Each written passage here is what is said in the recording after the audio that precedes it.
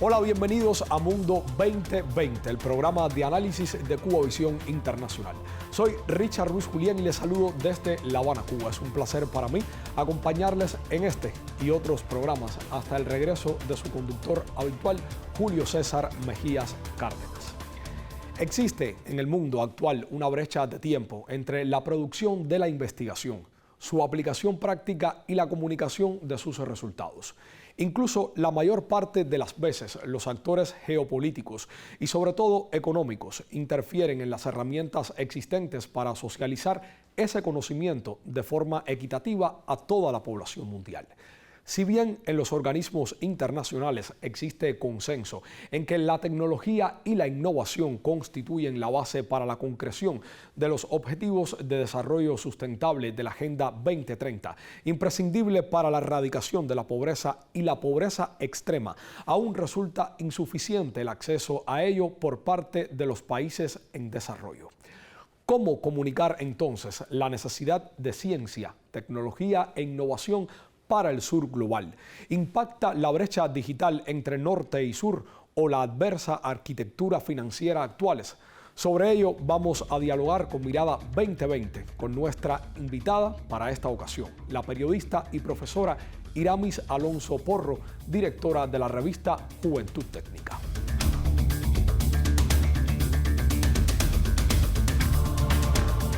Bienvenida, profesora, a Mundo 2020. Es un placer tenerla aquí con nosotros. Gracias por la invitación. Realmente para mí es un gusto estar hoy en este programa y contigo también, que eres una persona joven. Estrenándonos prácticamente los dos en el programa, así. ¿no? Así que muy bien, muy bien. Y estamos hablando también de un tema que creo que es muy afín a su labor profesional. No solamente por el ejercicio que hace de periodismo, sino también por su labor de profesora e investigadora. Estamos hablando de comunicación y desafíos en el sur global. Y yo creo que para ir entrando un poco en calor en el tema, se impone una pregunta general para hacer una valoración de parte suya sobre estas cuestiones, y es que a su juicio, ¿cuál sería el rol de la ciencia, también de la tecnología y de la innovación en la agenda global actual? Bueno, mira, el papel de la ciencia, la tecnología, la innovación es clave en la contemporaneidad. Realmente no hay un proceso en el mundo actual que no pase, que no esté transversalizado aspectos de la investigación científica, de la innovación y por supuesto el desarrollo tecnológico. Los profundos desafíos a los que se presenta la humanidad, o sea, desde el desarrollo sostenible, los temas ambientales, los temas energéticos, la eliminación de la pobreza, o sea, todas esas problemáticas que están recogidas en los Objetivos de Desarrollo Sostenible de Naciones Unidas y que van más allá de los conceptos, que tienen que ver con la vida cotidiana de las personas, con sus carencias, con sus problemas para vivir, ¿no? El tema de las migraciones, el tema de las ciudades sostenibles, cómo vivir en una ciudad armónica. Ninguno de esos problemas se puede solucionar sin la ciencia, sin la tecnología y sin la innovación. Exactamente, no se pueden ver aislados de la comunicación y de todo lo que la rodea. Y entonces tenemos ahí una problemática que no es solo ver la ciencia como algo positivo, porque si bien la ciencia puede contribuir a mejorar muchos de estos problemas, puede brindar, y de hecho ha brindado, y por ejemplo la experiencia de la COVID es una de ellas. Vamos a estar hablando sobre eso un poquitico más adelante.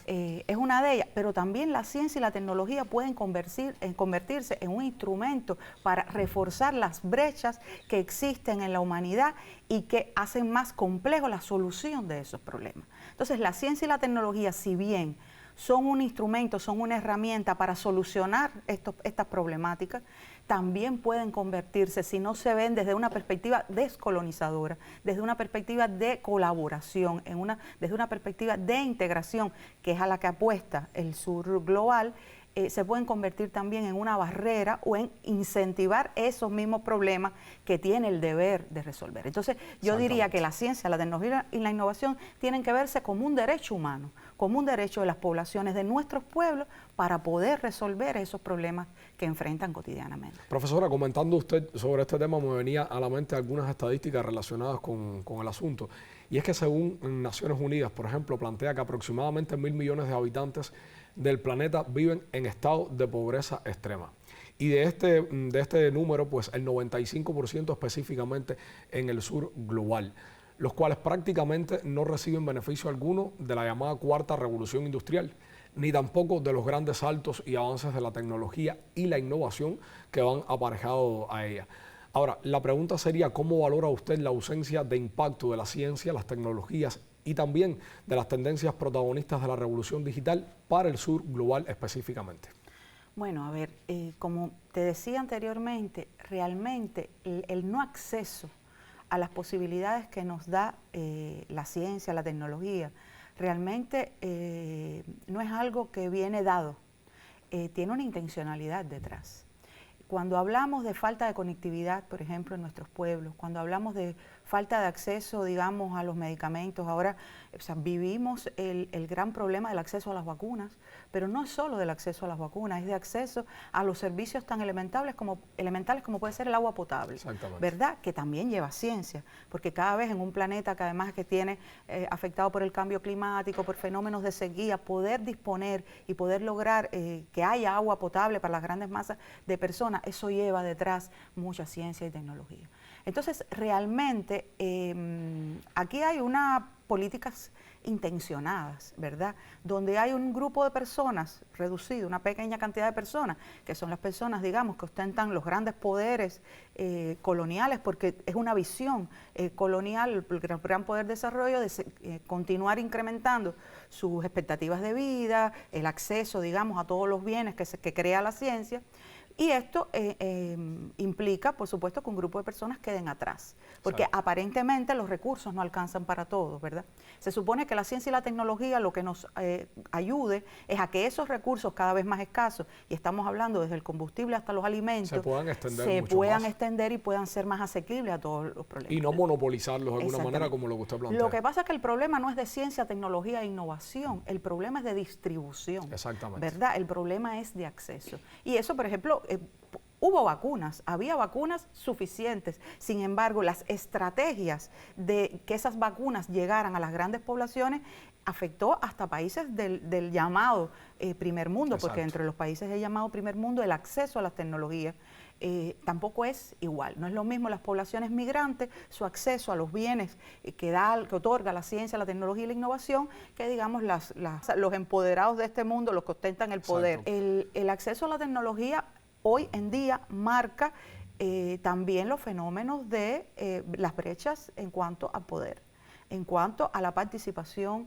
en cuanto a la toma de decisiones y tiene que ver con de la manera en que se vive el mundo, donde hay un grupo de personas que sencillamente consideran que los demás les sirven, ¿verdad? Es un problema clasista al final. O sea, la ciencia no está al margen de las profundas contradicciones de clase que vive la humanidad. Entonces, para nosotros como países del sur es fundamental avanzar a la toma de esos conocimientos, de esas habilidades, y para eso hay que conquistar el poder. No hay otra manera. Yo no conozco otra. No, yo creo que unirnos exactamente. Puede ser una estrategia efectiva en ese sentido. El sur global tiene que converger de alguna manera y tiene que darse cuenta que a través de esa unidad es que pudiera lograr el enfrentamiento y un poco que la descolonización de ese acceso a la información y ese poder que tiene monopolizado de alguna manera el norte. El tema de la inteligencia artificial es uno de los que está ahora en la punta. ¿Quién tiene acceso a la inteligencia artificial? Nosotros, por ejemplo, aquí en Cuba tenemos acceso a la inteligencia artificial, pero una cosa es tener acceso y otra cosa es crear a partir de esa tecnología. No es lo mismo asumir la tecnología como consumidor a generar nuevas tecnologías. Y un acceso muy limitado, porque cuando aquí en el celular intentamos, por lo menos a mí me pasa, descargar una aplicación que trabaje a través de la inteligencia artificial, es muy difícil realmente que pueda usarla aquí en el celular. Me piden muchísimos requisitos que desde acá, desde Cuba, no puedo acceder a la aplicación. Y entonces es un ejemplo. Yo creo que Cuba es un ejemplo en este sentido, en lo que hablamos, ¿no? Y en cómo, de alguna manera, el poder ha intentado aislarla y ha intentado también pues afectar esa conectividad de Cuba con el resto del mundo. Pero bueno, hemos creado estrategias para salir de ello también. Y para ir cerrando un poco esta primera parte del tema, ¿no? Le pregunto, ¿cómo comunicar entonces la necesidad de impulsar ciencia, tecnología e innovación en el sur global? O sea, ¿qué impacto podrían generar las nuevas tecnologías de la información y la comunicación en lo cotidiano de estas vastas regiones a las que nosotros pertenecemos? Mira, yo creo que lo primero para poder tener políticas. O sea, lo primero son voluntades políticas, de comprender el valor de la ciencia y la tecnología y la innovación como procesos que pueden ser profundamente liberadores también. Y yo creo que para eso, primero hay que reconocer la diversidad, o sea, la diversidad de nuestros pueblos. No todos accedemos a la tecnología y a la ciencia desde el mismo punto de partida. Claro. No todos tenemos la misma visión de las diferentes maneras, o sea, en las biotecnologías, en los temas ambientales. No es lo mismo una comunidad costera que una comunidad que vive en una montaña, ¿verdad? Efectivamente. Entonces yo creo que lo primero para poder asimilar y generar conocimientos y facilidades a partir del uso de la ciencia y la tecnología es comprender la diversidad. Eso en primer lugar. En segundo lugar, la participación. O sea, la ciencia y la tecnología para nuestros pueblos tendrá de verdad un impacto liberador si logra ir a los pequeños espacios, a resolver los problemas de las comunidades, los problemas de masas no solo que están en una, digamos que en la cumbre de la montaña, claro, por decirlo, sino en toda la base también. Exactamente. Entonces, yo creo que la participación es muy importante, el reconocimiento de la diversidad es muy importante, y luego está la educación. O sea, la educación, la alfabetización en estas tecnologías, todo eso es clave para poder acceder a ellas. Efectivamente. Y hay organismos internacionales que pudieran hacer muchísimo en ese sentido. Yo creo que la cumbre del G77 y China recientemente celebrada en La Habana fue un ejemplo de ello. Ojalá se pudieran trazar estrategias, o sea, ojalá esas estrategias que fueron trazadas ahí, pues puedan hacerse también una realidad en los pueblos y en las comunidades que forman esos pueblos que usted decía y que pueden ser tan diversas, tan heterogéneas, y esa diversidad y esa heterogeneidad hay que respetarla y hay que considerarla cuando se habla de ciencia, tecnología e innovación. Vamos a seguir hablando sobre este tema, profesora, en un segundo momento. Ahora le invito a que hagamos una pausa aquí en Mundo 2020.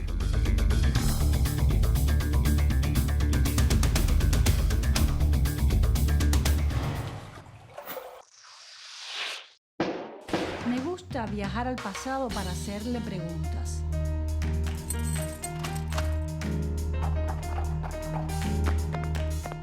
Contradicciones que llegaron a convertirse a veces en verdaderas pugnas.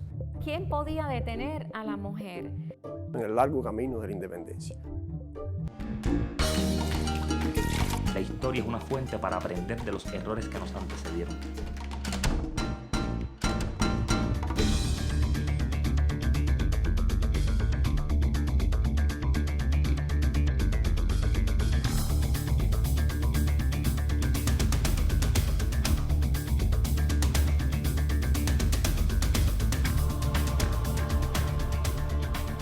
En fecha tan lejana como la década de 1950, las naciones poscoloniales identificaron el monopolio de Occidente sobre los medios de comunicación y la información y trataron de facilitar la libre circulación de las ideas por medio de la palabra y de la imagen, como señalaba la Constitución de 1945 de la Organización de las Naciones Unidas para la Educación, la Ciencia y la Cultura, UNESCO.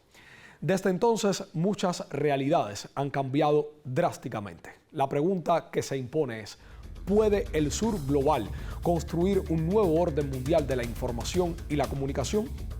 Siga con nosotros en Mundo 2020. Y seguimos en Mundo 2020 conversando con la profesora y periodista Iramis Alonso Porro, también directora de la revista Juventud Técnica, y estamos conversando sobre ciencia, tecnología e información y también sobre gestión del conocimiento, profesora. Y para seguir abordando un poco de aristas acerca de la temática, porque todavía nos quedan algunas por conversar, sabemos mucho más de ciencia en el mundo desarrollado que en el mundo en desarrollo. Esto lo expresó en 2015 el entonces secretario general de Naciones Unidas, Ban Ki-moon, y 8 años después, diversos expertos coinciden en que la digitalización en sus disímiles plataformas, la inteligencia artificial también, como usted mencionaba en el momento anterior de la entrevista, la robótica, el Big Data y la conectividad móvil, entre otros, siguen siendo una quimera para la mayor parte del sur global. ¿Qué pasos se precisan para concretar que efectivamente toda esa ciencia e innovación favorezcan el desarrollo social y económico de cientos de países? Hablemos un poco sobre estrategias. Sí, mira, es un fenómeno complejo, ¿no? Yo creo que en primer lugar tiene que ver con un tema de financiamiento. Bueno, como te decía, voluntad política de avanzar en esa dirección, por supuesto. Eso no son cosas que se dan de manera, no se dan solas, no vienen dadas. Segundo, hay que aumentar seguramente los presupuestos, los financiamientos públicos, también con la participación de las empresas privadas, porque tienen una participación, pero sobre todo los financiamientos públicos a la ciencia y la tecnología.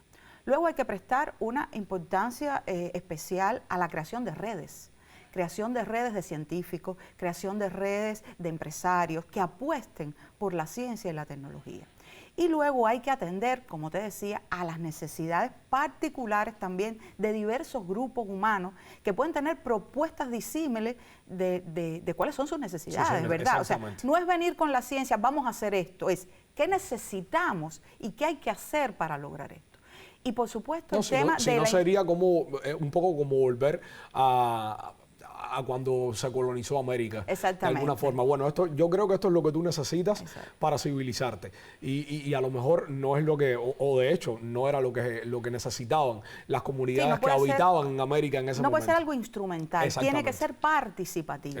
Las propuestas tienen también que surgir de abajo hacia arriba, ¿verdad? Apoyándose entonces con ese financiamiento público a partir ya de conocimientos que también están establecidos, con los estudios de tendencia también, ¿verdad? ¿Cuáles son las múltiples opciones? Porque hay múltiples opciones, no hay que irse con una sola. Exacto. O sea, el Big Data, ¿para qué? ¿Verdad? La inteligencia artificial, ¿dónde? ¿En qué nos sirve? ¿Cómo? ¿Somos fuertes en medicina? Bueno, vamos a trabajar con el tema de la medicina, las tendencias, los problemas de salud. Yo creo que ahí y las redes. Ir a todo ese sustento de investigación que existe, como usted decía, en todos esos estudios para que nos faciliten de alguna manera las estrategias a seguir. Exactamente. Bueno, ahora bien, desde el Sur Global también tiene que recopilarse y socializarse la producción de conocimiento, extender la cooperación sur-sur en materia de tecnología e innovación, actuar unidos. Hablábamos un poco sobre eso en el momento anterior también, como convocó la Declaración de La Habana sobre los retos para el desarrollo, declaración aprobada al término de la cumbre de G77 y China. ¿Cuál es tu valoración sobre esta declaración, sobre estos términos que se manejaron en esta cumbre y sobre este tema, sobre actuar unidos desde el propio Sur Global para avanzar en materia de ciencia, tecnología e información? Mira, para mí realmente fue muy emotivo por el tema al que yo me dedico de manera habitual. Cuando uno ve la declaración, cuando uno lee la declaración, prácticamente en todos los puntos está puesto la ciencia, la tecnología, la innovación, en todos los puntos. Evidentemente hay una comprensión en nuestros pueblos, ya luego hay que avanzar de manera práctica, de que sin la creación de redes, la creación de equipos de trabajo, de miradas comunes en cuanto a la ciencia, no es posible avanzar en procesos de liberación de nuestros pueblos, que al final es lo que está detrás. O sea, un desarrollo que además sea sostenible, que no siga incidiendo sobre los recursos naturales que cada vez son más escasos. Y esa voluntad de ir en común nos va a ahorrar tiempo, nos va a ahorrar transitar caminos que ya otros pueden tener el conocimiento. Y yo creo que también, y yo creo que está en la voluntad del documento y de lo que allí se discutió, nos va a permitir acceder a financiamientos que están disponibles, pero no es lo mismo ir solos que ir juntos. Financiamiento de los organismos internacionales, acuerdos que pueden ser beneficiosos. Por ejemplo, los pequeños estados insulares necesitan mucha ciencia para poder lidiar con los efectos del cambio climático. Entonces, hay muchos proyectos que dan determinado financiamiento y no es lo mismo ir un solo país que ir en conjunto. Yo misma, por ejemplo, he tenido la oportunidad de participar como comunicadora en algunos proyectos de gestión de riesgos de desastre. Y el conocimiento que tiene Cuba en esa materia complementa el conocimiento, por ejemplo, en uno de esos proyectos tenía República Dominicana en materia de albergues desmontables. Entonces, cuando vamos en común, vamos más rápido, llegamos más rápido y solucionamos los problemas más rápido y podemos acceder a financiamientos que pueden estar disponibles, que no es que sea mucho, pero cuando vamos en común lo podemos, lo podemos usar mejor, lo podemos ¿verdad? manejar mucho mejor, exactamente. ¿No? Y ahora que usted decía Cuba, yo también leyendo la declaración me enorgullecía muchísimo porque creo que hay una influencia de Cuba en esa declaración final de la cumbre del G77 y China, porque ciertamente, sobre todo en los últimos años, ha sido voluntad política del gobierno cubano avanzar mucho más en materia de ciencia, tecnología e información. Y creo que Cuba dejó su huella indiscutiblemente en esta declaración de La Habana, en esta última cumbre. Lo veía de alguna manera y me sentía muy, muy orgulloso. Hablemos un poquitico entonces acerca de la pandemia de COVID-19. Creo que se impone porque se reconfiguraron muchísimas dinámicas a nivel global y por supuesto que la ciencia, la tecnología y la información no estaba aislada de todo el fenómeno que vino con la COVID-19 y con las graves secuelas también en el sur global que demostraron de alguna manera el injusto orden mundial. Entonces vamos a comentar sobre estos cambios que vinieron a raíz de la COVID-19, que como decía, demostraron el injusto orden económico internacional actual que exacerba no solo la brecha entre el norte y el sur, sino incluso en los propios países en desarrollo y entre las diversas regiones del sur global. ¿Cómo se podría influir en la prevención y también en la preparación ante otras posibles graves emergencias sanitarias que pueden ocurrir desde la comunicación y la información? ¿Cuál es la experiencia que nos dejó la COVID-19 en ese sentido? Bueno, mira, la COVID nos dejó que en primer lugar pueden volver a ocurrir epidemias similares, pero además están ocurriendo todo el tiempo, invisibilizados, y eso es una señal. Así es. Hay enfermedades reemergentes, el sarampión, otro tipo de enfermedades, y en África, por ejemplo, el tema del ébola y otras enfermedades, lo que pasa es que no está en los medios. No está en los medios. Dejamos pasar la COVID y estamos esperando la próxima pandemia. Hacen falta procesos continuados y sistemáticos de sensibilización de la ciudadanía sobre estos temas. Estamos esperando la próxima pandemia que afecte entonces al norte, para que entonces se pueda visibilizar y para que entonces pueda tomarse medidas y estrategias en ese sentido, porque como usted decía, estas otras afectan a un sur y entonces aislamos y hacemos de cuenta que eso no existe, pero está allí. Como afectan a pequeñas poblaciones y además o grandes poblaciones, pero no afectan a ese mundo desarrollado, blanco, ¿verdad? Masculino también. Es como si no existiera. Exactamente. Entonces es muy importante tener una sensibilización continuada, dar información permanente, pero no solo de temas de salud, porque se refuerza mucho el aspecto sanitario, pero es que estas epidemias tienen causas en la relación del ser humano con la naturaleza. Entonces hay un proceso de educación, de comunicación y de información sobre por qué ocurren este tipo de epidemias. Exacto. ¿Qué es lo que ha pasado con la destrucción de los hábitats? ¿Qué hace el ser humano en su búsqueda desesperada de más recursos y de más recursos? Decían, bueno, la especie humana es la verdadera depredadora del planeta. Obviamente el desarrollo demanda recursos, pero eso tiene que hacerse de una manera sostenible. Entonces yo creo que hay que hablar de lo sanitario para crear una cultura. Hay que evitar las noticias falsas que causan pánico. Con la educación se puede lograr conocimiento que permita enfrentarnos de una manera, digamos, más pausada y sin caer en las noticias falsas. Educación clave también cuando hablamos de ciencia, tecnología e información. Hablábamos con la profesora y periodista Iramis Alonso Porro. Es un gusto, un placer haber comentado sobre temas que son tan interesantes pero que son tan actuales también. Usted mencionaba el tema del cambio climático. Estamos atravesando por procesos muy fuertes relacionados con el cambio climático y ciencia, tecnología e información son más que necesarios en el mundo actual en el que vivimos, en este mundo 2020. Muchísimas gracias por participar con nosotros en el programa y por supuesto que esperamos en próximas ediciones, porque este fue el estreno, pero seguramente nos visitará Mundo 2020 más adelante, ¿sí? Gracias. Gracias. Seguimos con muchísimo más en nuestro programa.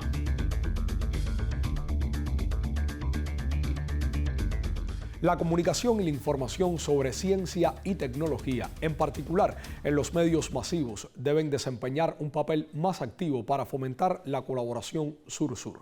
No basta conformarse con ruidosos titulares del poder mediático impuestos desde las grandes potencias de Occidente, sino combatir su discurso y promover la solidaridad, la cooperación y el intercambio entre los propios países en desarrollo. Si queremos que la ciencia, la tecnología y la innovación estén en el corazón del desarrollo, y lo queremos, deben estar visibles para todos y en todas partes del mundo, sin distorsión y menos tras ser manipulados. Los esperamos en una próxima entrega de Mundo 2020, aquí en Cuba Visión Internacional.